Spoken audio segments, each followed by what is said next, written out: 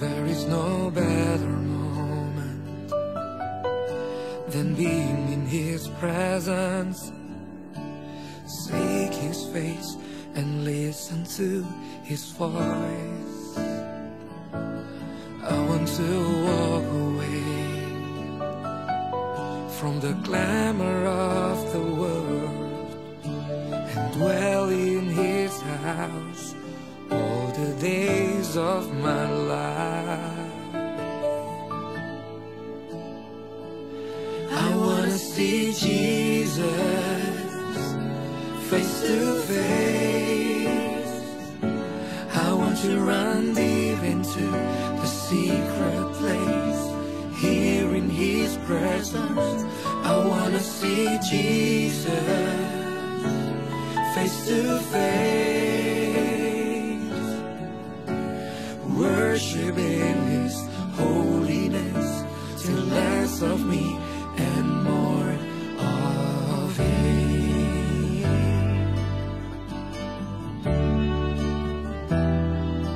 Oh,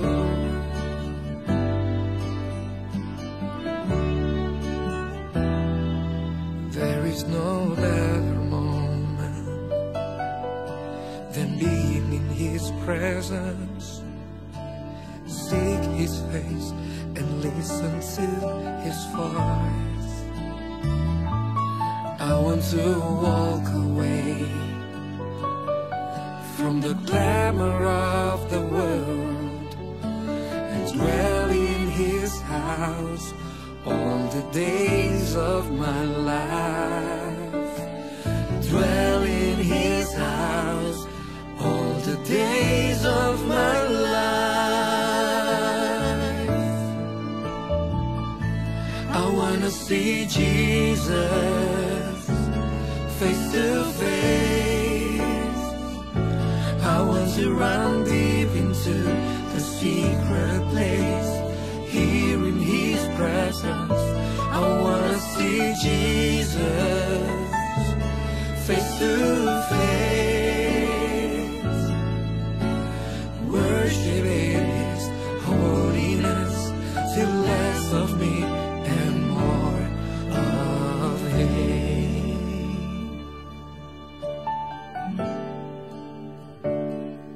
In this quiet place,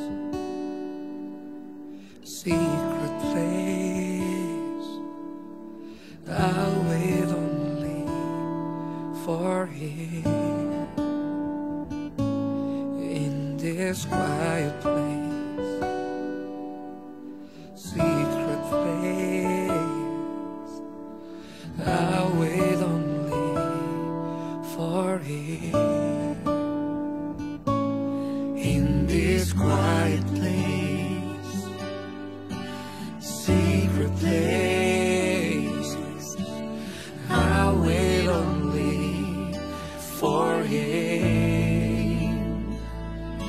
In this quiet place, secret place, I'll wait only for Him. I wanna see Jesus face to face. I want to run deep into the secret place, here in His presence. I wanna see Jesus face to face, worship in His holiness, till less of me and more of Him. Yeah, yeah. Oh, we worship You, oh God. We worship You.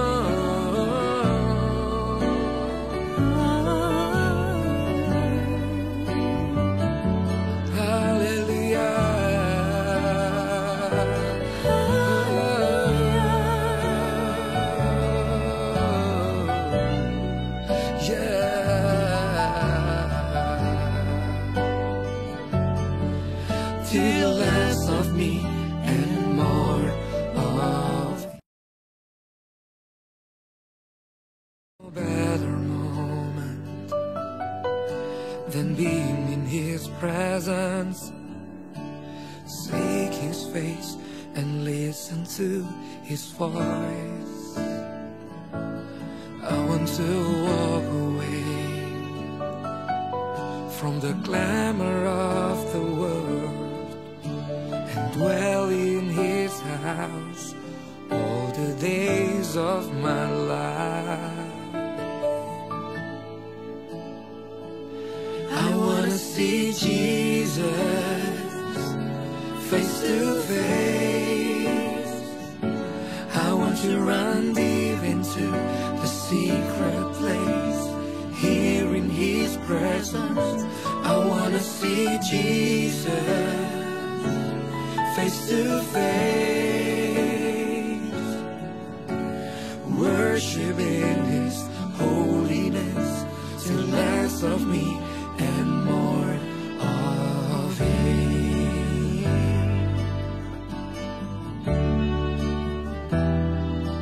Oh,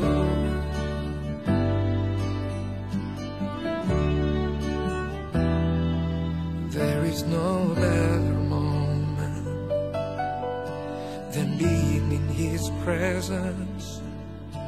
Seek His face and listen to His voice. I want to walk away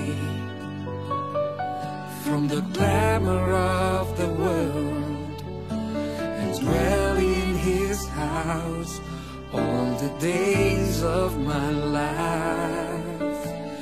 Dwell in His house all the days of my life.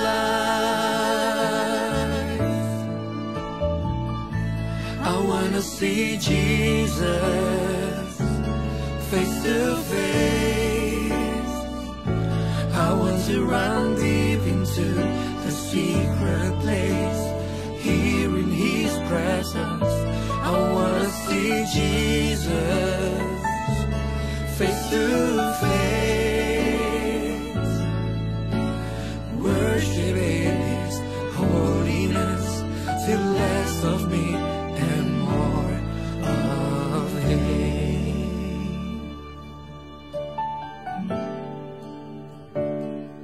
In this quiet place, secret place, I'll wait only for Him. In this quiet place, secret place, I'll wait only for Him.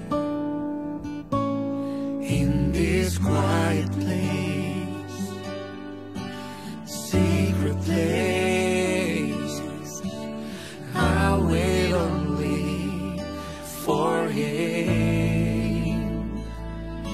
In this quiet place, secret place, I'll wait only for Him. I wanna see Jesus face to face. I want to run deep into the secret place, here in His presence. I wanna see Jesus face to face, worship in His holiness, till less of me and more of Him. Yeah, yeah. Oh, we worship You, oh God. We worship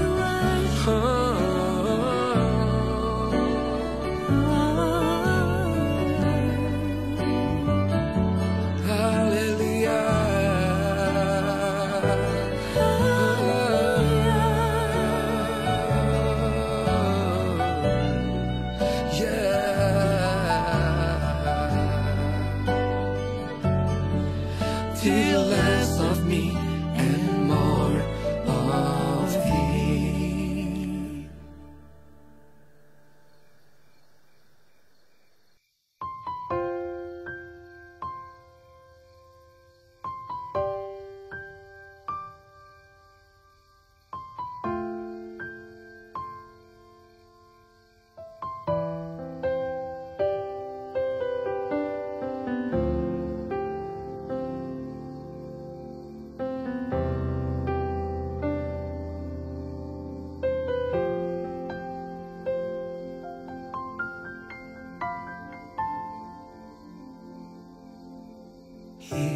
Yesus Tuhan ditinggikan,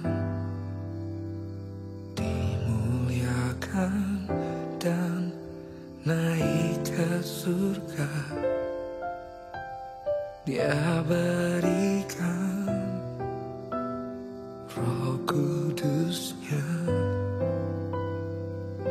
menguatkan dan menolong selalu. Sungguh ku rindu bersekutu denganmu selamanya.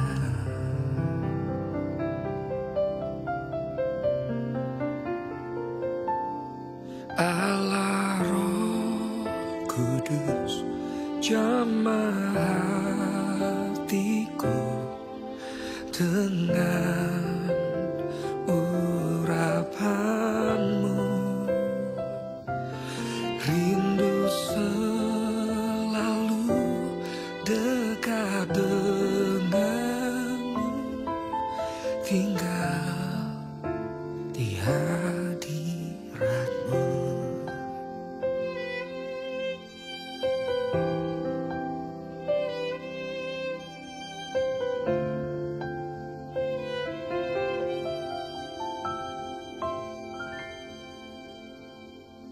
Yesus Tuhan ditinggikan, dimuliakan dan naik ke surga.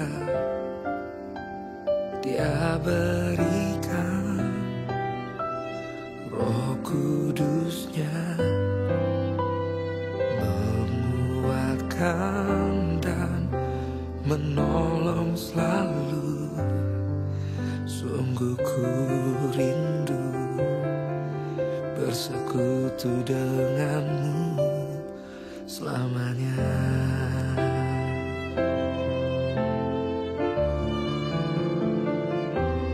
Allah Roh Kudus, jamah hatiku dengan urapanmu.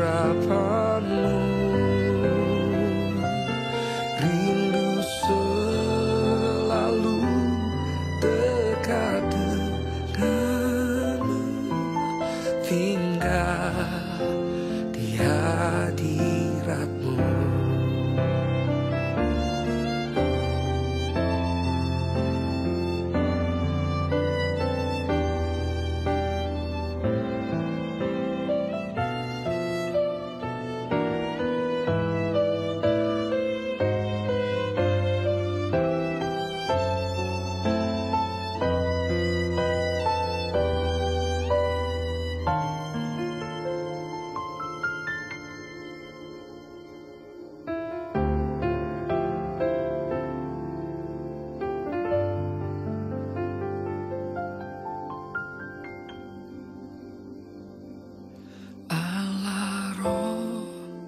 Kudus, jamah hatiku dengan urapanmu.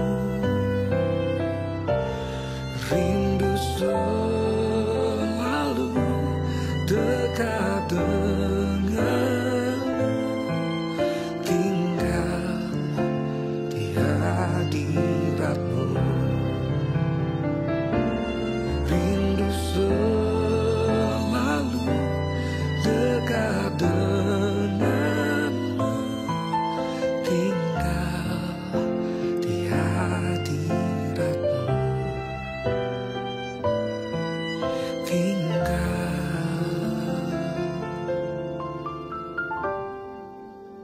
di hadiratmu.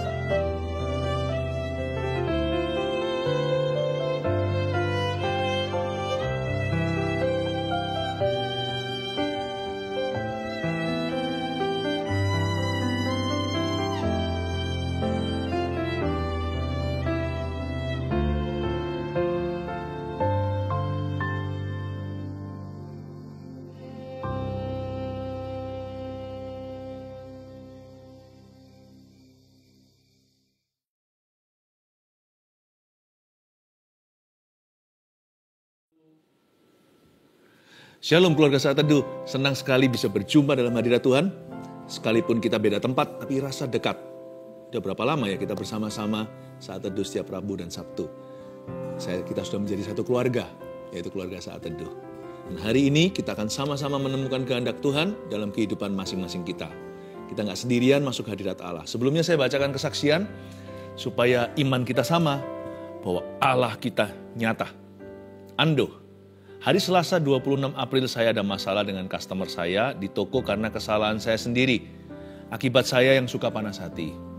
Saya sudah minta maaf, tetapi tetap saja ada rasa takut kehilangan customer, rasa bersalah dan lain-lain.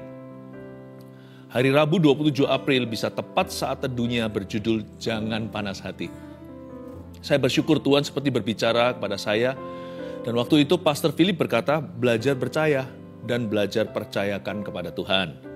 Lalu kita cukup lakukan bagian kita, nggak usah banyak pikiran, nggak usah berpikir sana-sini. Besoknya saya yang tadinya takut, tidak tenang, gampang marah, jadi punya sukacita kembali, semangat, serta tenang menjalani hari-hari. Terima kasih Tuhan Yesus, Engkau selalu ada, memberi damai sejahtera dan berbicara secara nyata dalam hidupku tepat pada waktunya. Amin. Puji Tuhan ya, kesaksian nggak harus rumit, atau yang bagaimana. Kesaksian seperti tadi gitu aja hati saya diberkati, sederhana, perubahan sifat. Karena dalam Tuhan selalu ada perubahan yang baik. Adel. Akhir tahun 2021 sampai awal 2022 merupakan masa yang berat untuk saya.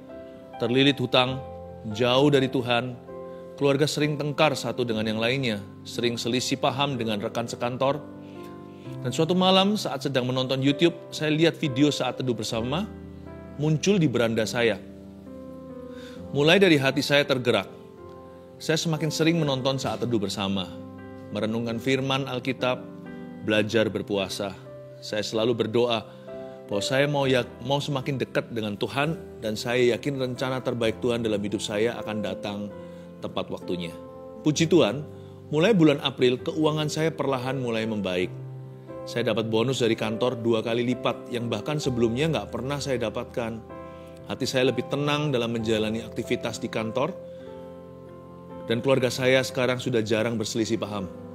Kesaksian saya ini juga tidak lepas dari bantuan tim Gereja Mawar Sharon yang sempat mendoakan saya. Thank you all. Wow, praise the Lord, puji Tuhan.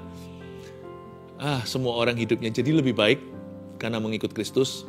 Saya mengucap syukur untuk hal itu ya. Shirley Wijaya. Saya dari CG34. Saat akhir khotbah yang berjudul Jangan Panas Hati, pastor mengatakan ada orang yang sakit urat pahanya. Saya sakit paha kanan, mulai pangkal sendi hingga paha saya. Saya selalu konsumsi penghilang nyeri dari Desember 2021. Dokter mengatakan ada masalah pada sendi paha saya, entah itu otot atau uratnya. Dikasih obat 2 set racikan, 1 obat sendi, 1 lagi untuk penenang psikis. Disarankan untuk kembali ke dokter setelah obat habis. Ketika Saat Teduh Bersama 27 April 2022, saya imani itu untuk saya, kesembuhan untuk diriku. Saya percaya Tuhan pasti jamah dan sembuhkan saya lewat setiap doa dan mujizat. Dan mujizat itu masih ada untuk saya. Tadi pagi saat hendak ke toilet, tiba-tiba selangkangan hingga paha ada bunyi krek sewaktu jalan, belum sampai ke toilet. Saya alami zaman Tuhan, saya sembuh. Biasanya saya jalan pincang di kaki kanan karena sakit di paha. Sekarang saya sembuh, luar biasa Tuhan Yesus itu ajaib. Terima kasih pastor yang telah menjadi alat Tuhan untuk kemuliaannya. God bless you, family, dan tim doa. Praise the Lord, puji Tuhan. Ayo kita siapkan hati, sebab sebentar lagi kita akan sama-sama masuk hadirat Allah untuk mencari wajahnya. Gak ada orang yang masuk hadirat Tuhan, keluarnya sama. Setiap kita pasti menemukan kehendak Tuhan secara spesifik untuk hidup kita. Datang bawa hati, datang buka telinga. Percayalah sesuatu akan terjadi di hidupmu. Haleluya. Saat indah ku berhadapan denganmu, memandang wajahmu, Yesus kekasih jiwaku. Bawa daku, Bawa daku erat dalam pelukanmu, menikmati kasih, menikmati kasih dan indahnya hadiratmu.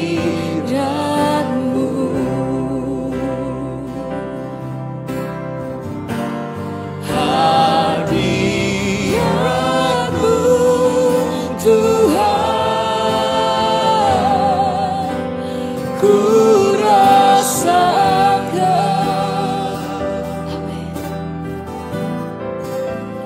kekudusan-Mu Bapa, penuhiku. Oh, ku rindu selalu diam dalam bait-Mu, menikmati kasih anugerah-Mu. sama-sama nyanyikan saat indah, Saat indah ku berhadapan denganmu,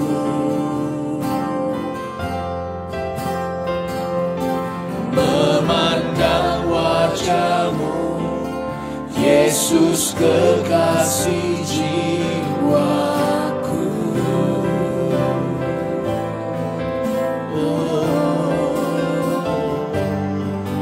Bawa daku erat Tuhan, erat dalam pelukan-Mu,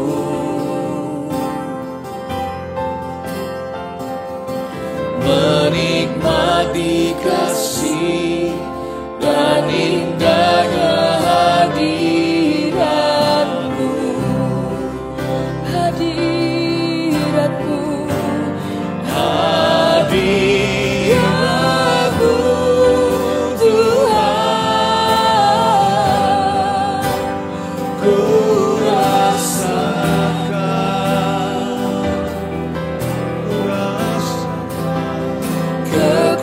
kekudusan-Mu Bapa, penuhiku. Oh, ku rindu selalu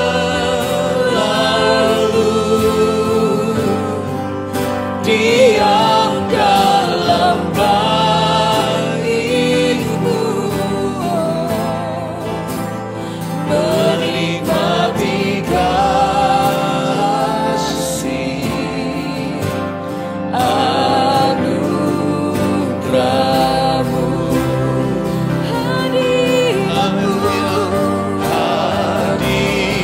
Hadirat-Mu Tuhan, ku rasakan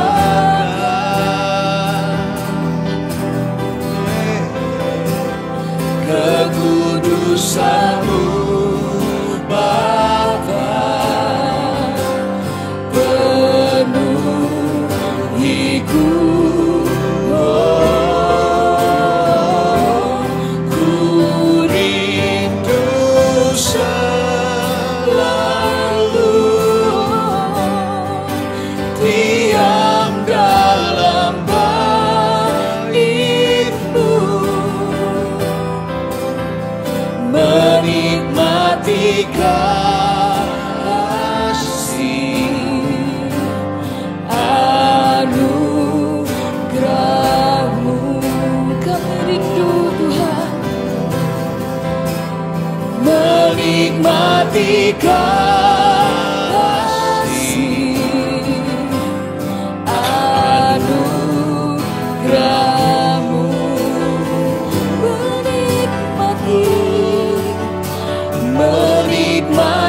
kasih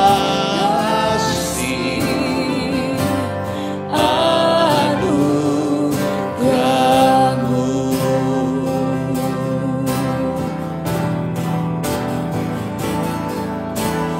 Tuhanku rindu masuk dalam hadirat-Mu. Jiwaku menanti, bawa kami mendekat, bawaku mendekat kepadamu dalam kemuliaan yang kudus. Tuhanku rindu, bawa masuk dalam hadirat-Mu. Jiwaku menanti, bawaku mendekat kepadamu dalam kemuliaan yang kudus. Ku nanti Engkau, Allah kuasa, dalam kemuliaan yang kudus. Ku sembah Engkau, Allah kuasa, dalam kemuliaan yang kudus. Ini kerinduan hati kami ya Tuhan Yesus. Oh, Tuhanku rindu masuk dalam hadirat-Mu. Jiwaku menanti, bawaku mendekat kepadamu dalam kemuliaan yang kudus. Ku nanti Engkau, Allah kuasa, dalam kemuliaan yang kudus. Ku sembah Engkau, Allah kuasa, dalam kemuliaan yang kudus. Ku nantikan Tuhan, ku nanti Engkau, Allah kuasa, dalam kemuliaan yang kudus.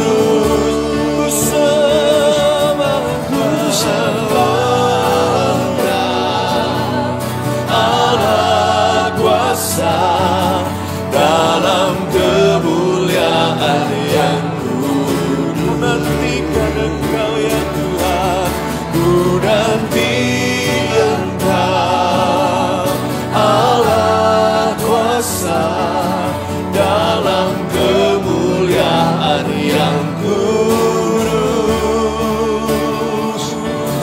Ku sembah Engkau, Allah kuasa, dalam kemuliaan yang kudus. Lebih lagi kami nantikan Engkau Tuhan, ku nanti Engkau, Allah kuasa, dalam kemuliaan yang kudus.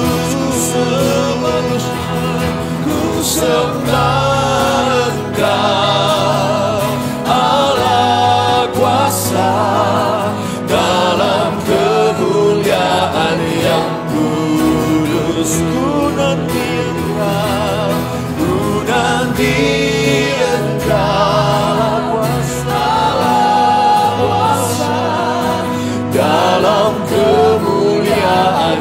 yang kudus. Ku sembah Engkau, Allah kuasa, dalam kemuliaan yang kudus. Dalam kemuliaan yang kudus. Dalam kemuliaan yang kudus. Oh, nama Yeshua, kudus, kudus, kuduslah Tuhan, Allah semesta alam. Oh, kami seluruh bersujud di depan-Mu. Semua malaikat di sorga memuji-Mu. Kudus, kudus, kuduslah Tuhan, kuduslah Tuhan Yesus. Ku nyanyi haleluya. Toramaya sanadayarara. Yaralamaya sirnarara mubaramaya sir. Hinanararo. Hiyananaya sunarararaya sanarararaya sanarararaya. Oh, sikararayoro maraya sanarararaya sun. Until your likeness is clear in me today. Oramaya Shea, Oramaya Malamaya, Oramaya Oramaya Sane, di hadirat-Mu ku masuk lebih dalam lagi, hingga ku temukan wajah-Mu, ku temukan kehendak-Mu yang sempurna, yang berkenan. Oh, semua yang baik dan yang dari Tuhan ku temukan dalam hadirat-Mu. Oh Kristus, Kau ku puja, Kau ku sembah. Naramaya sih, oh Ramaya Shana, Ramaya so, haleluya. Oh Ramaya Shana, Ramaya, oh Ramaya sih. Oh,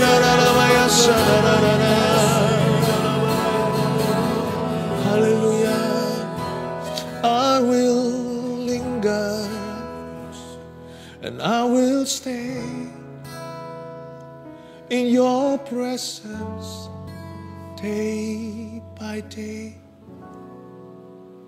till your likeness will be seen in me.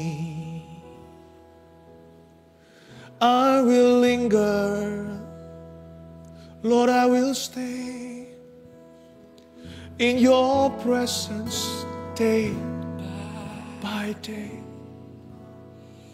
till your likeness will be seen in me. I will linger, I will stay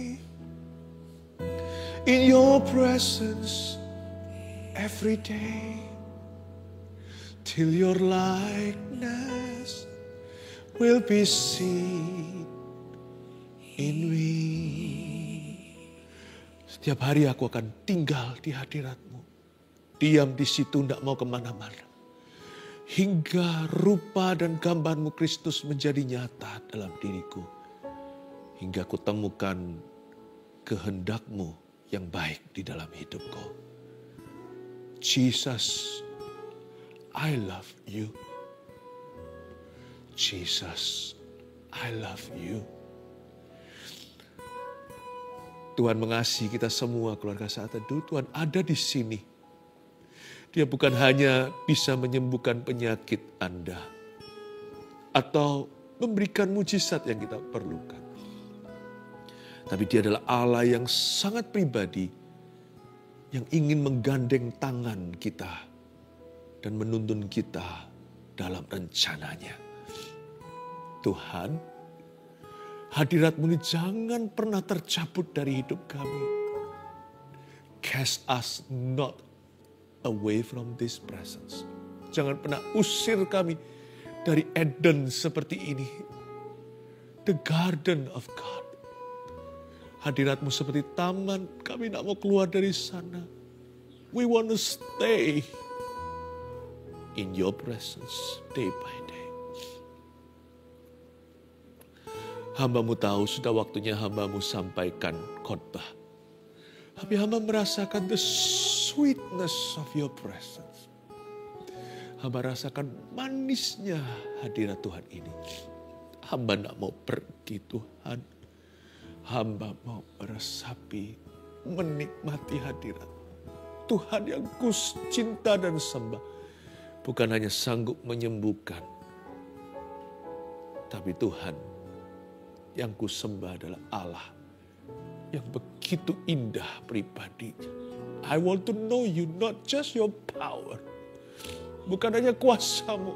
I want to know you. I want to know you.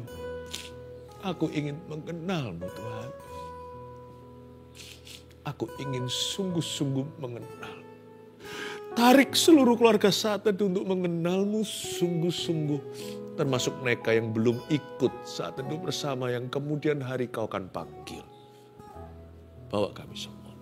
Sampaikan sabda-Mu, sembunyikan hamba-Mu di balik salib-Mu. Dalam nama Yesus. Oh amin. Puji Tuhan ya. Rasanya gak kepingin berhenti sih. Mau terus menyembah Tuhan. God is so beautiful. Tuhan kita itu begitu indah ya. Oh praise the Lord. Siapkan hati, telinga, catatan dan Alkitab tentunya. Hari ini saya mau menjawab apa yang menjadi kebingungan banyak orang sekian lama. Bagaimana tahu kehendak Tuhan? Kisah Para Rasul pasal 16 ayat 4-12 ya. Kita akan Bible study. Haleluya.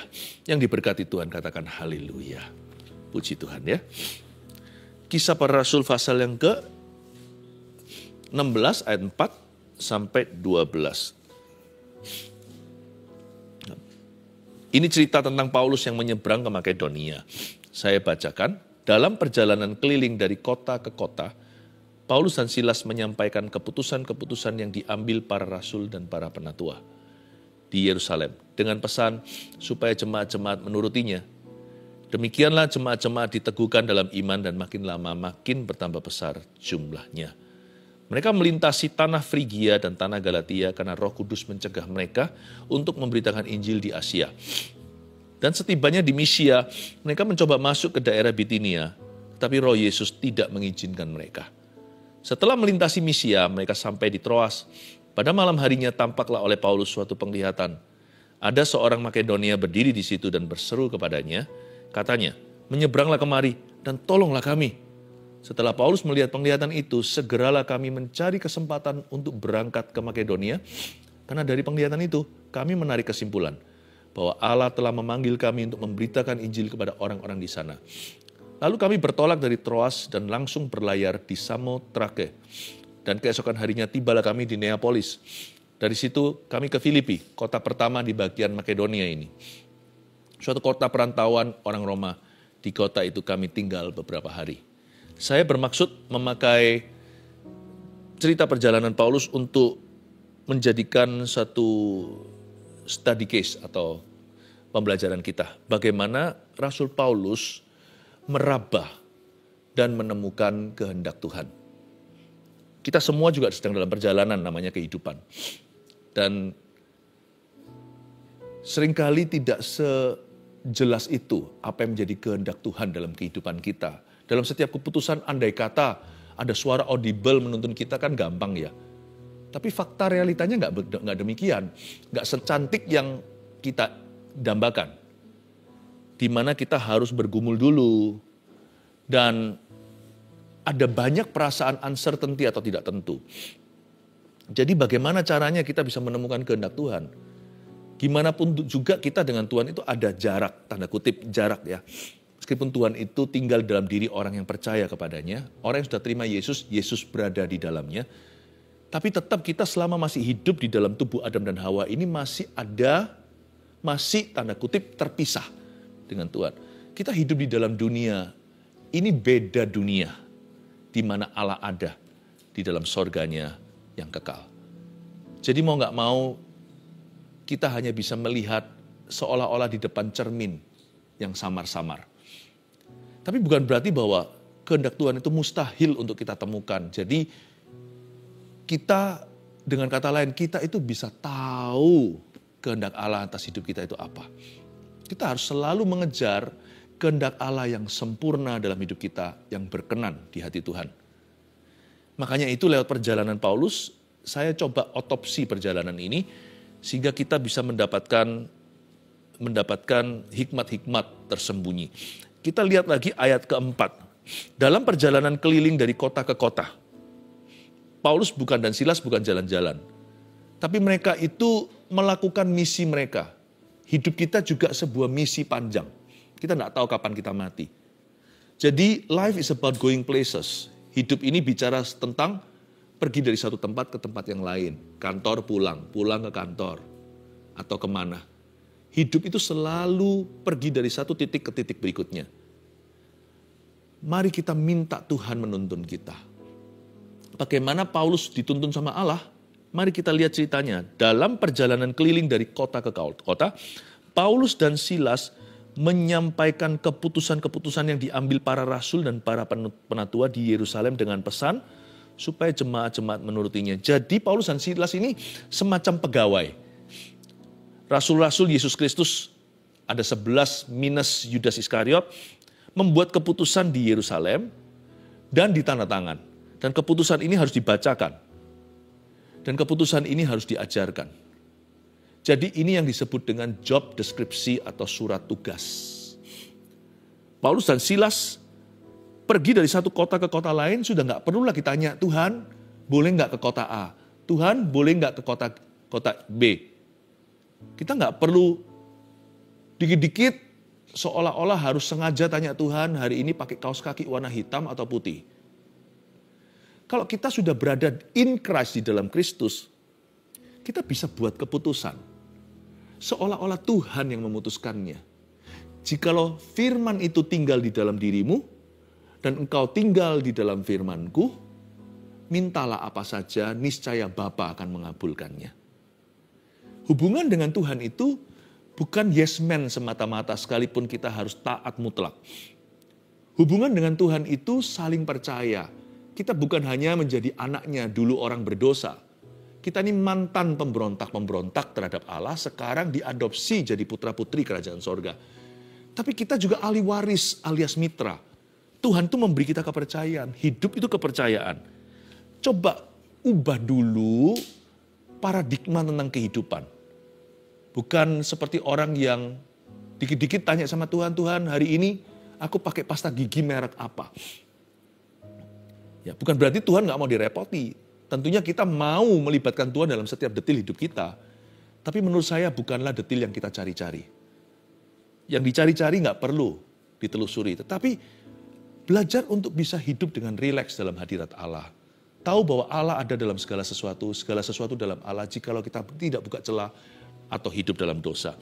Dalam perjalanan keliling dari kota ke kota, Paulus seolah-olah tidak tanya lagi mau kemana. Paulus dan Silas tinggal menyampaikan keputusan yang diambil para rasul dan para penatua, karena memang itu adalah job atau tugas mereka. Mereka ini rasul extension. Ya, banyak orang percaya Rasul Paulus adalah rasul ke-13 atau rasul ke-12 mungkin yang paling layak menggantikan Yudas. Nggak tahu lah, pokoknya dia itu kan yang si bungsu. Dia ini kan meneruskan sesepuh. Jadi diberitahu kamu harus begini begitu. Hidup juga begitu. Nggak semua kita tuh lahir langsung pemimpin. Semua kita tuh mengikut dulu, harus sekolah dulu, harus kerja dulu, ya, harus dewasa dulu. Jadi kita mau tahu di mana kehendak Tuhan atas hidup kita di setiap fase atau kilometer yang berbeda. Simple, tulis dulu bagaimana tahu kehendak Allah, kehendak Tuhan. Nomor 1 tulis saja, catat. Kehendak Tuhan ada pada kewajiban kita. Nggak usah tanya lagi. Besok ini kehendak Tuhan enggak ya aku masuk sekolah? Tanya pada diri sendiri atau lihat kartu pelajarnya. Apakah kita adalah siswa atau mahasiswa? Udah nggak usah tanya Tuhan. Pergi sekolah adalah kehendak Allah yang sempurna dalam kehidupanmu. Kalau sekolah masih online, ya online-nya. Online lah, jangan ketiduran. Tapi kalau sekolahnya sudah onsite, udah datang, masuklah. Udah nggak usah tanya lagi, itu kehendak Tuhan atau bukan. Udah nggak perlu lagi kita itu home pimpa, kayak anak kecil gitu, ya. Cang panjang, yang panjang jadi, nggak usah kita itu harus jentau setopu atau apa itu, gunting batu kertas. Yang menang masuk sekolah atau yang kalah masuk sekolah. Kalau Anda punya pekerjaan yang halal, bukan yang sifatnya trafficking atau kriminalitas. Kalau pekerjaan Anda itu baik, dan pekerjaan Anda itu dihalalkan oleh pemerintah, sesuatu yang baik di masyarakat, udah nggak usah tanya. Kalau job itu sudah Anda ambil, otomatis itu jadi tanggung jawab. Kehendak Tuhan ada pada tanggung jawabmu, datang ke kantor on time atau early, itu adalah kehendak Allah. Suami istri, ya, suami itu harus menjadi kepala istri. Mengambil keputusan, sudah harus jadi ketok palu setiap laki-laki yang merupakan kepala keluarga. Tetap hasilnya rundingan, tapi pria tidak boleh malas untuk berotoritas. Otoritas yang kita pakai bukan untuk bentak-bentak, untuk kasar, untuk tuntut pasangan kita, sedangkan kita sendiri kewajiban tidak dilakukan. Bukan. Otoritas kita adalah untuk mengayomi, melindungi, dan untuk berani mengucapkan kata terakhir dalam sebuah keputusan. Ya oke mama, ya oke. Kepada istrinya atau kepada keluarganya, oke ini keputusan kita ya bersama-sama. Ya, janganlah kita tidak berfungsi sebagai imamat. Meskipun yang fasilida adalah istrinya, mungkin laki-laki lebih banyak kerja di meja. Namun demikian waktu giliran berdoa, sudah nggak usah tanya siapa yang harus doa makan, yang paling gampang. Ya. Mungkin makan 10 kali, alangkah baiknya papa berdoa minimal 5 kali, lalu sisanya yang tadi bagi-bagi istri dan anak-anaknya. Udah nggak usah tanya lagi kehendak Tuhan, siapa kehendak Tuhan untuk berdoa? Ya imamnya, karena itu sudah menjadi tugas kewajiban Anda. Bagaimana kita tahu kehendak Allah? Bagaimana kita tahu? Gampang. Ingat tanggung jawabmu. Kehendak Tuhan dapat ditemukan dalam kewajiban kita. Kalau yang jadi imam dalam keluarga, jadilah imamat beneran. Kalau yang bekerja, bekerjalah sungguh-sungguh, yang jujur jangan menipu. Yang sekolah, rajinlah belajar. Udah gak usah tanya lagi apa yang jadi kehendak Tuhan. Kan seperti tanya yang gak perlu sama Roh Kudus. Roh Kudus sudah beritahu kewajibanmu itulah kehendakku. Mari kita lihat sekarang ayat yang ke-6.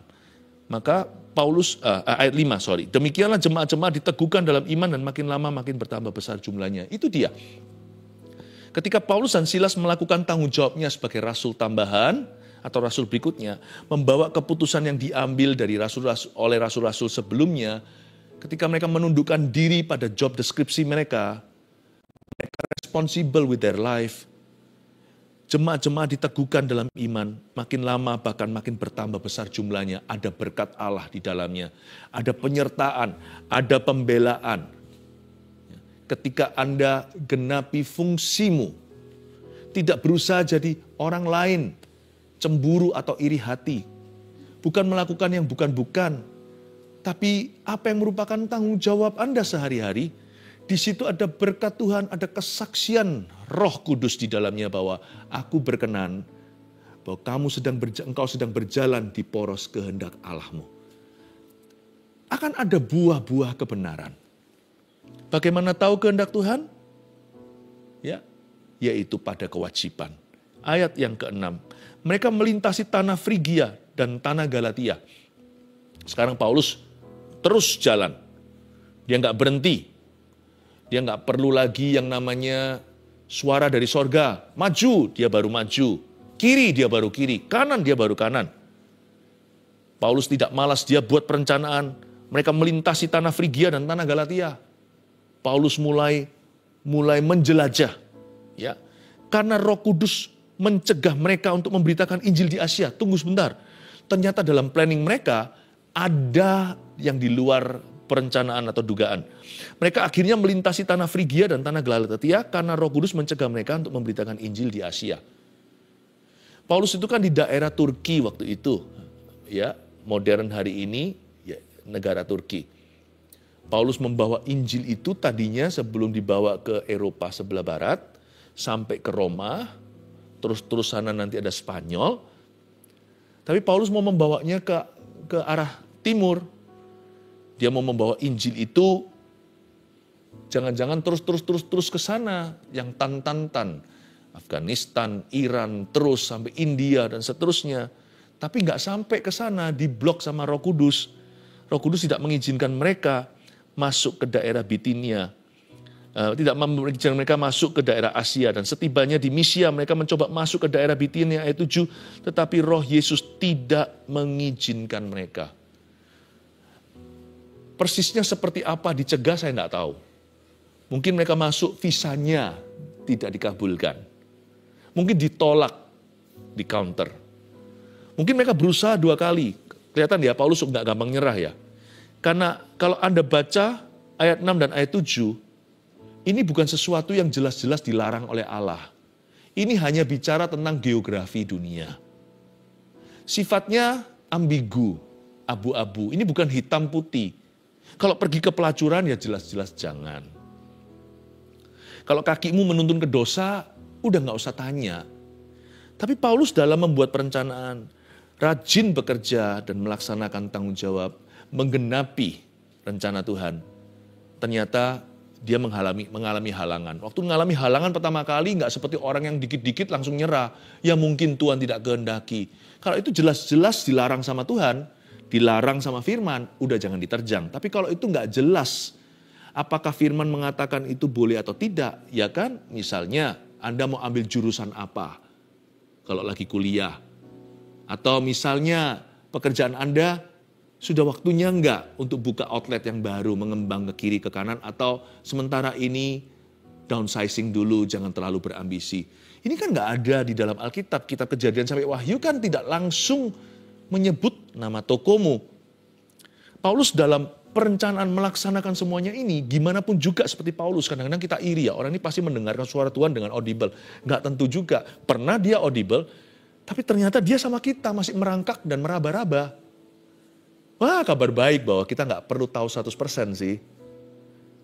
Tapi saya ajari bagaimana kita itu bisa mengikut Tuhan sekalipun lewat kaca samar.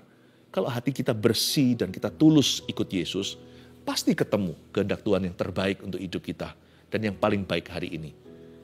Waktu mereka mencoba untuk jalan ke daerah Asia, nggak bisa. Entah nggak bisanya antara transportasi atau apa, saya nggak tahu pasti. Tapi ada aja, Paulus ternyata nggak mudah menyerah. Dia coba lagi masuk lewat Bitinia. Masuk langsung ke situ nggak bisa, masuk sebelah satunya. Tetap nggak boleh. Mungkin by this time dia berdoa. Waktu berdoa dia merasakan Roh Kudus bilang, jangan. Makanya ada kalimat, tetapi Roh Yesus tidak mengizinkan mereka. Siapa yang nulis biografi Paulus ini? Seorang dokter medis namanya Lukas. Dia adalah teman seperjalanan Paulus. Jadi dia ikut di sana waktu mereka nggak bisa masuk ke Asia dan Bitinia. Mereka nggak bisa masuk. Jadi karena itu ditulis Roh Yesus tidak mengizinkan mereka, hanya Alkitab tidak mencatat semua kejadian di balik layar. Jadi perlu imajinasi yang disucikan dan dikuduskan agar kita bisa bayangkan kira-kira mungkin seperti apa. Kayaknya setelah itu Paulus berdoa dan merasa Roh Kudus berkata jangan. Roh Kudus tidak izinkan. Kedua, bagaimana tahu kehendak Tuhan? Ya, tahu apa yang bukan kehendak Tuhan itu sama pentingnya. Kalau di area abu-abu ambigu gini aja kita harus tahu loh, ini rasanya nggak diizinkan Tuhan. Apalagi yang hitam putih. Apa yang lagi hitam putih? Jangan diterjang.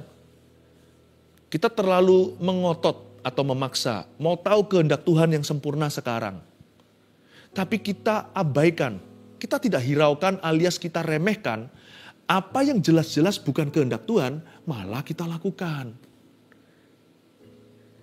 Sebelum kita tahu kehendak Tuhan 100%, mungkin kita perlu tahu dulu 100% apa yang bukan kehendak Tuhan, apa yang Tuhan jelas-jelas bilang jangan. Kalau kita belum temukan kehendak Tuhan, apa itu di depan, paling tidak jangan izinkan kemunduran. Saya mendingan stagnan sama Tuhan daripada maju sama setan. Sebab kalau saya maju sama setan, berarti saya mengalami kemunduran dari Tuhan. Pernah nggak kita berdoa nggak ada jawaban? Minta tanda juga nggak ada. Kita yang notabene pelin-pelan jadi ketakutan. Saya minta tanda yang gampang, nanti kalau terjadi kita bilang kebetulan. Kalau saya minta tanda yang sulit sekali, saya sendiri nggak yakin kalau itu akan diberikan. Atau saya punya iman yang cukup untuk melihat tanda itu. Jangan-jangan hanya angan-angan. Saya minta tanda itu, toh nggak pernah kejadian. Ujung-ujungnya saya takut kecewa. Repot jadi orang, gimana mau tahu ini kehendak Tuhan yang mana dalam hidup kita. Ada waktunya kehendak Tuhan serasa lamban. Kita minta pewahyuan nggak datang. Tidak ada tanda-tanda titik terang. Paling tidak ya, lebih baik stalemate sama Tuhan. Pernah main catur? Papan catur itu, kalau saya dulu main sama satu orang gitu, kadang-kadang bisa juga stalemate. Artinya, saya nggak bisa maju, saya nggak bisa mundur. Udah nggak bisa, berarti draw. Ya, rajanya aman, tidak bisa dibunuh. Tapi juga nggak bisa maju. Nggak bisa berkutik. Nggak enak sih posisi itu. Tapi mending daripada mati. Mending daripada kalah. Posisi seperti itu sama Tuhan lebih mendingan daripada kecewa sama Tuhan, langsung lakukan apa yang Tuhan bilang jangan. Karena kita mengejar kehendak Tuhan, nggak kedapatan, akhirnya kita kecewa dan melakukan secara sengaja apa yang tidak dikehendakinya. Alias melanggar firman Tuhan. Kalau saya nggak tahu apa itu kehendak Tuhan, paling tidak dalam list atau daftar saya harus tulis dulu. Apa yang bukan kehendaknya yang saya harus hindari secara sengaja. Dalam hal perjalanan Paulus ini, bukan lagi hitam putih, level dia beda. Waktu dia masuk Bitinia nggak bisa, masuk ke Asia nggak bisa. Dia bilang sama Lukas, forget it, lupakan. Saya belum tahu Tuhan dari sini tuntun kita kemana. Waktu itu dia stuck di Troas, sebuah kota besar. Dia nggak tahu mau kemana dari sini. Mau beli plane tiket ini, kalau mau beli tiket pesawat hari ini mau beli kemana? Karena dia ini misionaris lepasan, dia nggak punya keluarga, dia jalan melalang buana. Ini orang luar biasa imannya. Tapi dia nggak tahu mau dari mana. Dia stuck sama Tuhan di Troas, di kota besar gitu itu. Paulus itu subsidi sendiri, ya. Berarti di kota Troas itu expense-nya besar sekali, alias ekspensif, semua itu mahal. Lalu dia di sini terus berbulan-bulan Tuhan nggak ngomong gimana? Ya udah, mendingan saya di sini. Tuhan pelihara, saya percaya Tuhan tidak pernah meninggalkan hambanya. Tuhan tahu kok aku ini stuck di mana. Kalau Tuhan belum bicara ya saya nggak jalan. Semua perencanaan sudah ada, masa saya mundur lagi? Nggak mungkin lah jalan mundur. Maju ditentang, nggak bisa tembus ke kiri kanan. Ya udah, kemana ini? Timur atau barat? Nggak tahu. Pokoknya kita di sini dulu. Mundur lagi sampai ke Antioquia yang mengutus kita. Ingat ya, Paulus dan Barnabas kan diutus di sana. Dipisahkan untuk perkara khusus. Atau kembali lagi ke Yerusalem, gereja mula-mula. Enggak lah, saya tetap di sini. Saya menanti-nantikan Tuhan. Hanya karena Tuhan masih diam bukan berarti kita tidak mengikutinya. Paling tidak, aku sudah bisa cross dulu, aku bisa silang. Saya beri tanda silang, saya coret dulu Asia dan Bitinia. Kalau Anda tidak tahu majunya gimana, coret dulu jangannya apa. Jelas-jelas catat di hatimu, Anda jangan berbuat apa yang mendukakan Tuhan. Kehendak Tuhan juga bisa kita lihat dari apa yang dia tidak kehendaki. Bagaimana tahu kehendak Tuhan? Tahu apa yang bukan kehendak Tuhan, itu ternyata sama pentingnya. Paulus dan Silas tahu bahwa Bitinia dan Asia, no my friend, don't go, jangan ke situ.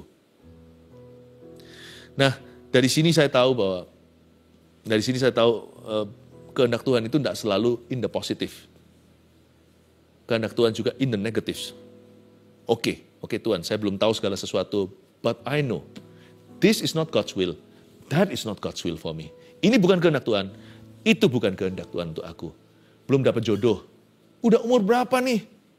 Ya, istilahnya kalau ini jam sehari, saya ini bukan lagi pagi, saya ini bukan siang lagi, sudah mulai sore, matahari terbenam.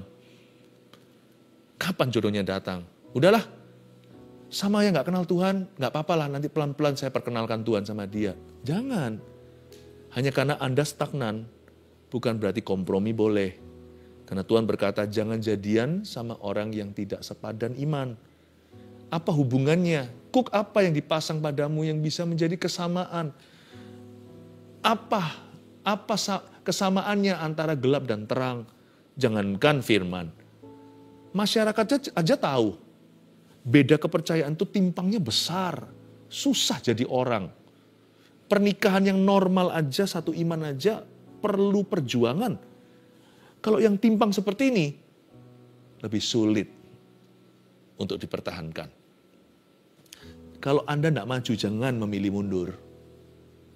Ya. Berikutnya, ayat 9. Pada malam harinya, tampaklah oleh Paulus suatu penglihatan.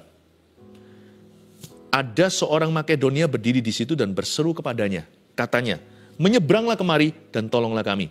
Coba ya, seksama diteliti. Paulus melihat sebuah penglihatan, di situ dia melihat seorang Makedonia. Dalam bahasa Inggrisnya, a Macedonian man. Bahasa Yunaninya juga sama, berarti ada seorang pria, ditunjuk gendernya, pria Makedonia. Ini orang Eropa, ya, berseru kepadanya katanya, menyeberanglah kemari dan tolonglah kami, come and help us. Jangan lupa, malam hari Paulus lihat penglihatan. Ini bisa vision, bisa dream. Bisa mimpi, bisa penglihatan. Terus, setelah Paulus melihat penglihatan itu, interesting ini, menarik. Segeralah kami mencari kesempatan untuk berangkat ke Makedonia, karena dari penglihatan ini, kami menarik kesimpulan, garis bawahi, kami menarik kesimpulan, bahwa Allah telah memanggil kami untuk memberitakan Injil kepada orang-orang di sana. Mimpi dan penglihatan bukan otoritas tertinggi. Firman Alkitab ini. Tetapi mimpi dan penglihatan punya fungsi, yaitu apa yang firman tidak katakan secara langsung dalam hidup kita, karena itu perkara sehari-hari, itu adalah lanjutan kehidupan, bukan fondasi iman atau fondasi hidup ini. Maka mimpi penglihatan juga bisa menjadi rambu Tuhan atau bisa menjadi pertanda. Dan dari sana makanya, kalau itu firman, Paulus tidak akan berkata, di sini Lukas tidak akan berkata, kami menarik kesimpulan. Kalau itu firman, kami percaya dengan iman. Tapi karena ini adalah pertanda atau rambu-rambu atau mimpi dan penglihatan, maka mereka bahasanya beda. Kami menarik kesimpulan. We made a conclusion. Lalu kami mencari kesempatan untuk berangkat ke Makedonia, langsung cari tiket kapalnya. Atau cari transportasi. Bahwa Allah telah memanggil kami untuk memberitakan Injil kepada orang-orang di sana. Lalu kami bertolak dari Troas dan langsung berlayar. Enggak pakai basa-basi, langsung bertolak dari Troas, keluar dari tempat stagnan, dan kemudian segera berlayar. Ini langkah iman loh, ini bukan langkah iman aja, berlayar naik kapal. Dia hopping in faith, dia loncat masuk ke kapal itu dengan iman ke Samotrake, dan keesokan harinya tibalah kami di Neapolis, dan di situ kami ke Filipi, kota pertama di bagian Makedonia ini. Singkat cerita, saya kasih bocoran di depannya nanti, Paulus dan Silas tidak ketemu sama Macedonian man, tapi ketemu sama Lydia. Bukan ketemu sama pria, tapi ketemu sama satu wanita yang hatinya terbuka untuk Injil. Berarti kesimpulan mereka benar, tapi nggak persis kejadiannya seperti yang mereka lihat. Berarti Paulus dan Silas pun masih belajar mendengar suara Tuhan. Yang ketiga, bagaimana tahu kehendak Tuhan? Buat keputusan dengan iman, walaupun tidak tahu 100% kehendak Tuhan. Seperti Paulus dan Silas langsung beli tiket berlayar ke Samotrake, mereka bertolak dari Troas, mereka langsung ke Filipi, mereka menarik kesimpulan. Gini ya, kalau yang ditulis di Alkitab, jangan dilanggar, jangan ditawar. No negotiation. Tapi kalau bicara tentang tuntunan, apalagi yang tidak ditulis di Alkitab, kalau kita ini sudah diisi dengan pengetahuan firman, kita sudah tahu apa yang benar, apa yang salah. Udah jangan tunggu lagi sampai semuanya 100% jelas. Buat keputusan dengan iman. Yang penting hati kita damai sejahtera. Sekali lagi saya ingatkan, ini level 2. Kalau level pertama itu apa yang tertulis dalam Alkitab. Apa yang tertulis jangan bingung. Yang sudah tertulis nggak usah ditawar. Ini untuk tambahannya. Jikalau itu nggak ditulis sama Alkitab, misalnya seperti jodoh, jurusan, kerjaan. What you need to do is make a decision, membuat keputusan berdasarkan apa yang Anda tahu itu baik dan benar. Lalu kita harus tahu apa yang kita mau. Buatlah keputusan sekalipun kita nggak tahu 100% apa itu kehendak Tuhan. Make that decision peacefully. Buat keputusan kalau hati ada damai sejahtera. Dan yang penting lagi adalah stick to your decision. Commit komitmen pada keputusanmu itu. Jangan gampang nyerah. Itu yang saya maksudkan dengan buat keputusan dengan iman, walaupun tidak tahu 100% kehendak Tuhan. Pertanyaan, jodoh misalnya, yang paling mudah ilustrasinya. Apakah itu jodoh 100% dari Tuhan? Yang 100% pun kalau orang itu suatu hari 100% mengambil keputusan dari hak bebasnya untuk selingkuh, ya berabe juga ujungnya kan, celaka.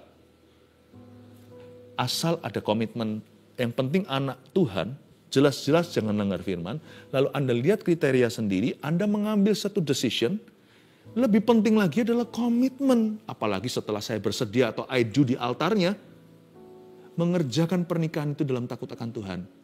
Jikalau ternyata itu sebuah kesalahan, itu akan menjadi kesalahanmu yang paling indah di hidupmu. Karena dua-dua komitmen untuk membawa rumah tangganya kepada Tuhan Yesus. Paham maksud saya Bapak Ibu? Jadi, Paulus pun tidak tahu 100%. Luput Macedonian man, ternyata a Philippian woman. Namanya Lydia. Bapak Ibu Saudara, nggak apa-apa meraba. Yang penting hati kita tulus ikut Yesus. Pasti kita akan menemukan kehendak Tuhan yang terbaik untuk kita hari ini. 1, 2, 3. Apa aja? Bagaimana tahu kehendak Tuhan? Nomor 1, kehendak Tuhan ada pada kewajiban kita. Udah nggak perlu tanya lagi, nggak usah digodok lagi. Tanggung jawabmu lakukan.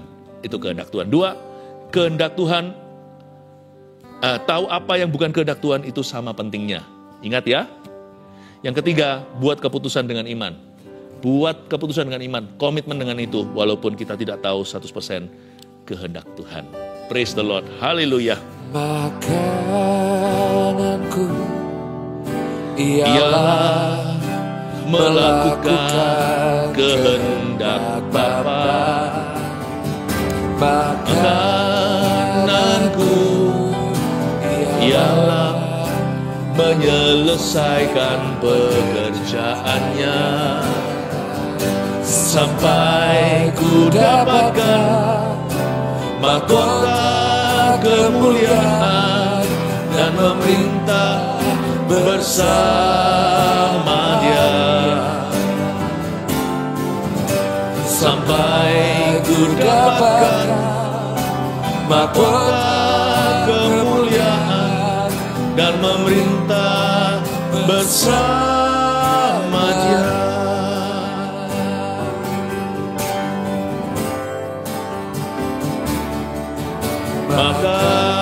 Makananku ialah melakukan kehendak Bapa. Makananku ialah menyelesaikan pekerjaannya sampai ku dapatkan mahkota kemuliaan dan memerintah bersama Dia.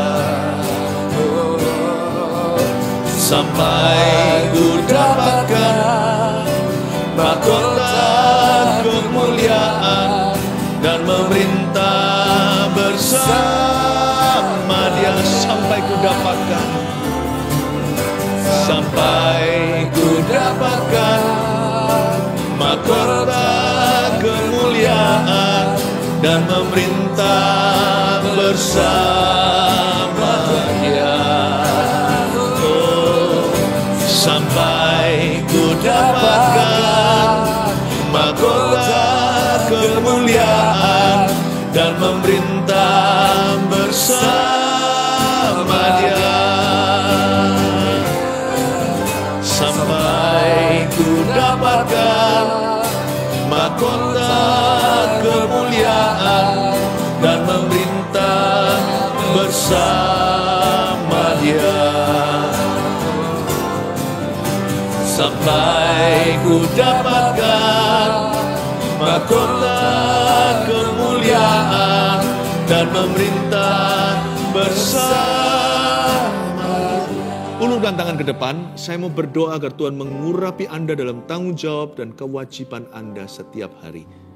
Tuhan Yesus, keluarga Saat Teduh yang sedang mengulurkan tangan sekarang, hamba berdoa, sekarang Kau teguhkan bahwa kewajiban mereka yang baik dan benar itu tanggung jawab mereka yang benar dan baik itu adalah kehendak-Mu 100% dalam hidup mereka. Suami, istri, sebagai orang tua atau sebagai anak, sebagai siswa, mahasiswa, pekerja, pemilik toko perusahaan, hamba berdoa Engkau akan membimbing kami dengan firman-Mu, dengan semua awas-awasan-Mu dan jangan, tapi dengan janji-Mu juga dan penghiburan. Engkau menjadikan kami dalam tanggung jawab kewajiban kami menjadi semakin seperti Kristus setiap hari. Sehingga kami tidak lagi penasaran, apakah ini kehendak Tuhan? Kalau ini yang sekarang ada pada kita, tanggung jawab dan kewajiban, layani Tuhan. Lakukan itu seperti untuk Kristus. Hamba berdoa ya Tuhan Yesus, Kau buat maju setiap pekerjaan dan profesi, setiap bidang yang digeluti oleh jemaat-Mu. Tapi jikalau bidang yang mereka geluti adalah salah, yang melanggar firman Allah, yang ilegal, hamba berdoa di dalam nama Yesus, Tuhan ubahkan. Ada juga yang saya bicara ini, yang mengulurkan tangan, Anda kerja di perjudian. Perjudian online, yang begituan. Minta sama Tuhan, bayaran mungkin gak segede itu, tapi nurani kita bisa besar. Apa sih artinya materi kalau diganti dengan nurani bersih? Dari situ kan Tuhan masih bisa promosikan. Anda masih muda, get out, keluar dari Babel, kata Roh Kudus. Jangan terus di situ. Tapi semua profesi dan kewajiban yang baik, hamba berdoa Engkau teguhkan umat-Mu. Hamba minta setiap anak Tuhan, keluarga Saat Teduh yang ikut menu kurikulum-Mu setiap Rabu Sabtu ini, Tuhan Yesus. Kau buat mereka bersinar seperti Yusuf yang lebih pandai, seperti Daniel yang lebih pintar dari semua orang-orang ahli Babilonia. Hamba berdoa Kau berikan pikiran yang brilian dalam nama Yesus. Dan Anda bisa letakkan tangan. Saya tergerak juga untuk mendoakan yang belum punya jodoh. Boleh ya, berapapun umur Anda. Tapi anak kecil jangan ikut ya, yang masih umur 10, aku. Yang sudah usianya, sudah kira-kira di masa-masa kuliah, SMA pun, SMP pun, apalagi too early. Mau pacaran berapa tahun? Menikahnya mau umur berapa? Jadi kalau yang pacaran responsibly, yang bisa pacaran dengan tanggung jawab adalah orang-orang yang memang sudah pada usianya siap-siap untuk mencari pasangan hidup, bukan hanya mencari romans. Mari ulurkan tangan. Saya doakan, Tuhan, hamba berdoa dalam nama Yesus, berikan hikmat. Yes, that's right, hikmat. Kadang-kadang Tuhan tidak bicara secara audible atau jreng, langsung kelihatan orangnya, tapi Tuhan kasih hikmat. Udah ada checklist-checklistnya lah di dalam pengenalan akan Tuhan dan firman. Yang pasti tidak dilanggar, sama-sama anak Tuhan. Jangan korbankan Tuhan dengan angan-angan nanti dikenalkan atau gimana. Jangan langgar sekarang. Tuhan tidak butuh korban, Tuhan butuh orang yang taat. Terima kasih ya Tuhan. Hamba berdoa Engkau pertemukan, sehingga mereka tidak lagi punya pikiran yang idealis harus begini begitu, tetapi mereka membuat keputusan dan akan jadi semakin indah hubungan itu dalam kekudusan. Anything that is in holiness, segala sesuatu yang di dalam kekudusan, dengar baik-baik apa kata Roh Kudus, apapun yang di dalam Roh Kudus, di dalam kekudusan maksud saya, anything, segala sesuatu yang dipelihara, dijaga dalam kekudusan, will become more beautiful. Apapun yang di dalam kekudusan akan menjadi lebih indah. Makanya ada namanya beauty of holiness, in the beauty of His holiness. Dalam kekudusannya yang indah. Jangan takut, perasaan harus ada, tapi tidak perlu mulai menggebu-gebu. Kalau memang itu yang baik, percayalah, telusuri, God will be with you. Haleluya, terima kasih Yesus. Tetap sekarang ulurkan tangan sekali lagi untuk semua kita. Saya akan berdoa dan saya mau merasakan semua pergumulan khususnya untuk orang sakit. Terima kasih Tuhan. Roh Kudus berkata begini, ada satu orang yang setelah Saat Teduh ini selesai nanti bye-bye, be ready sebelum Anda ke kamar mandi 2 kali, 3 batumu akan keluar.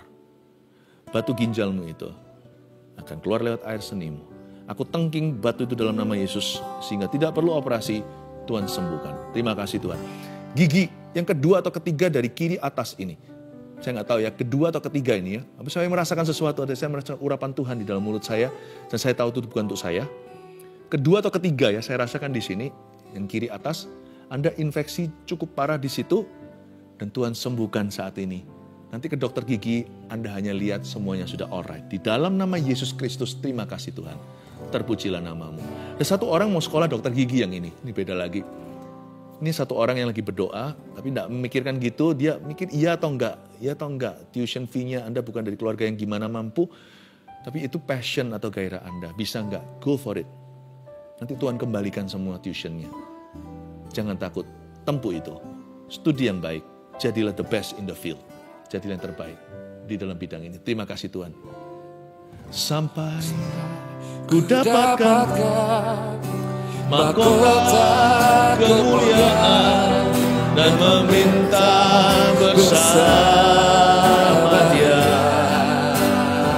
Oh, sampai ku dapatkan mahkota kemuliaan dan memerintah bersama Dia, dan memerintah bersama Dia, dan memerintah bersama Dia, oh, dan memerintah bersama Dia. Mari kita angkat tangan sama-sama, terima berkat kejelasan di hati dan jiwa serta roh kita. Mulai hari ini berjalan dengan iman dalam takut akan Tuhan, dan semua kehendak Tuhan akan semakin jelas, semakin nyata dalam kehidupan keluarga Saat Teduh.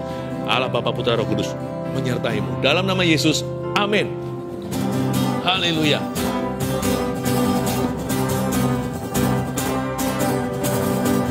Jauh lebih indah dari emas yang mulia, namamu berharga bagi hidupku. Jauh lebih kuat dari semua yang ku tahu, namamu melekat di dalam jiwaku. Namamu selalu ada di tempat pertama di hatiku, dan selalu menjadi yang utama di hidupku. Dimanapun ku berada, tak akan berubah. Namamu selalu berada di tempat pertama. Namamu selalu ada di tempat pertama di hatiku, dan selalu menjadi yang utama di hidupku. Dimanapun ku berada, tak akan berubah. Namamu selalu berada di tempat pertama.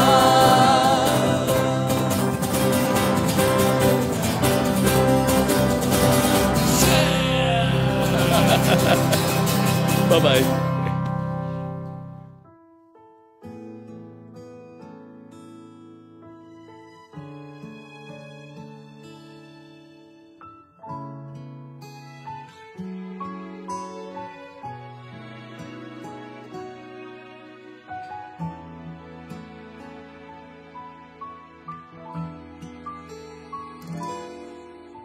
Sungguh dahsyat keajaibanmu, tak tergapai oleh pikiranku. Semua yang telah ada dan yang akan datang, Kau menjadikan segalanya indah. Terpesona kan kebesaran-Mu dari dulu sampai selamanya. Penuh kuasa takkan berubah. Ku naikkan syukurku kepadamu Tuhan. Biar pengagungan sampai di hatimu, Yesus Tuhan dan Rajaku. Kau lebih megah, dari yang termegah, terimalah sembahku. Hanya Kau yang ada di tahta.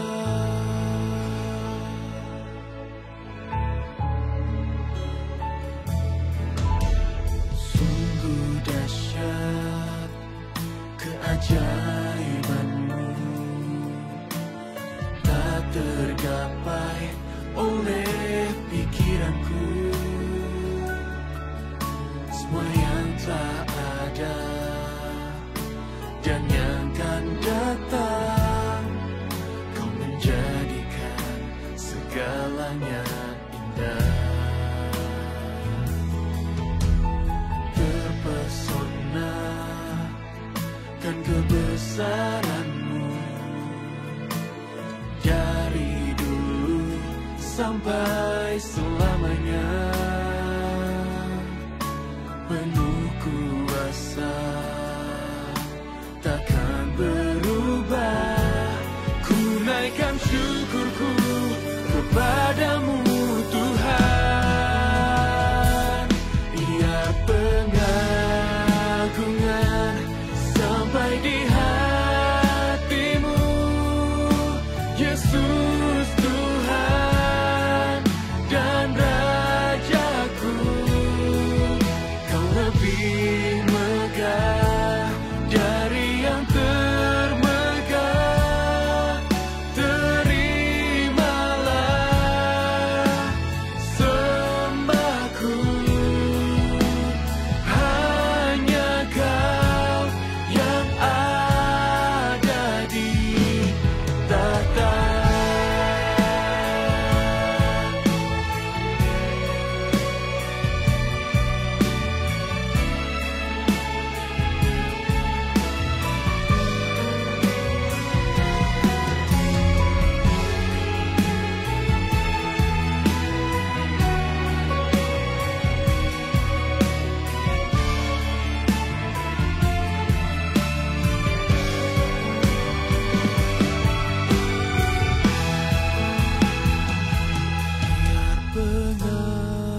Pengagungan sampai di hatimu, Yesus Tuhan dan Rajaku.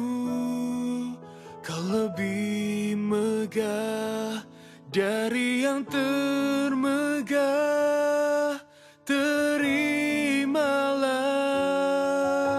sembahku. Hanya Kau yang ada di tahta.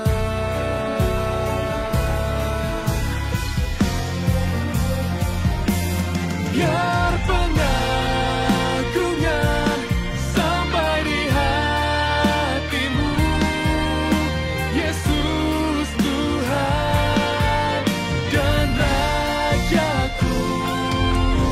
Kau lebih megah dari yang termegah, terimalah sembahku. Hanya Kau yang ada di tahta. Hanya Kau yang ada di tahta. Hanya Kau yang ada di tahta.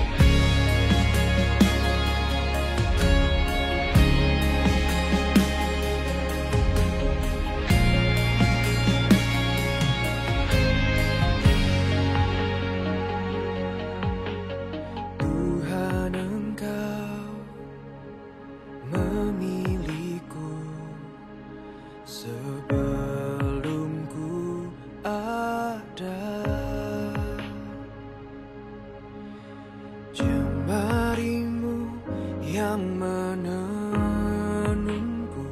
serupa gambaranmu.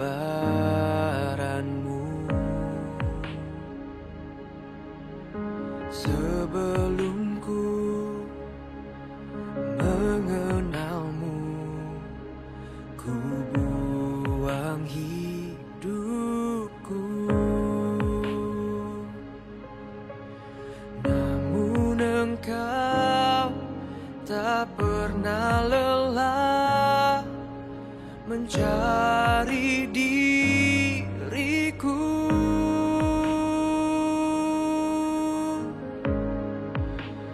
Tak kusangka sejak dulu Kau menunggu hidupku. Di altar-Mu ku sadari selama ini Kau menanti. Ku akui semua dosaku,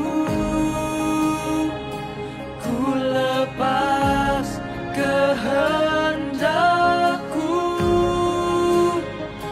biar seluruh nafasku memuliakan-Mu. Yesus Tuhan, Kau Rajaku.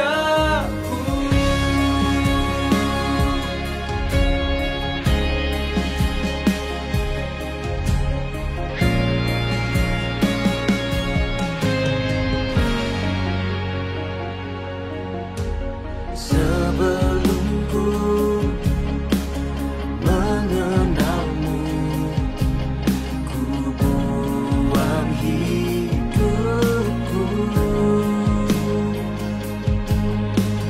Namun Engkau tak pernah lelah mencari diriku.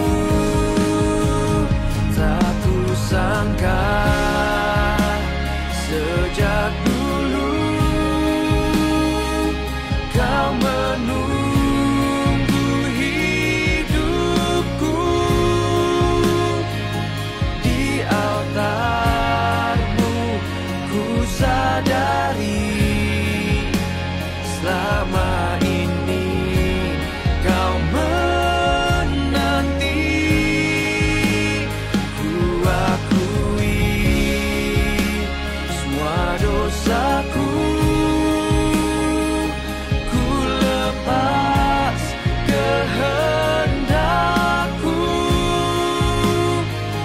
biar seluruh nafasku memuliakan-Mu. Yesus Tuhan, Kau Rajaku.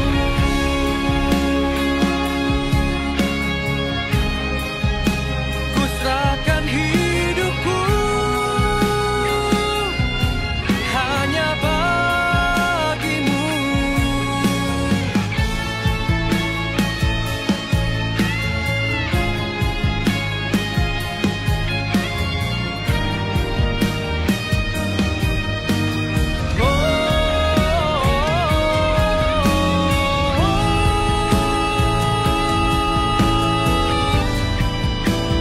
Tak kusangka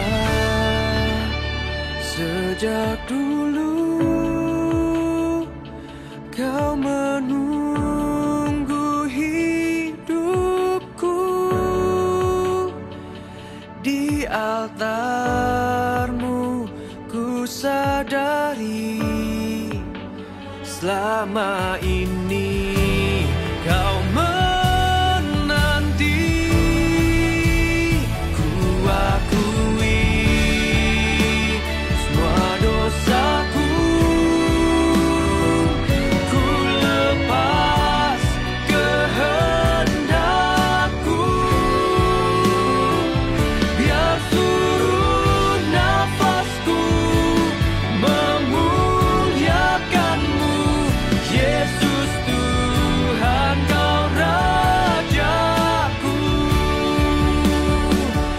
Yesus.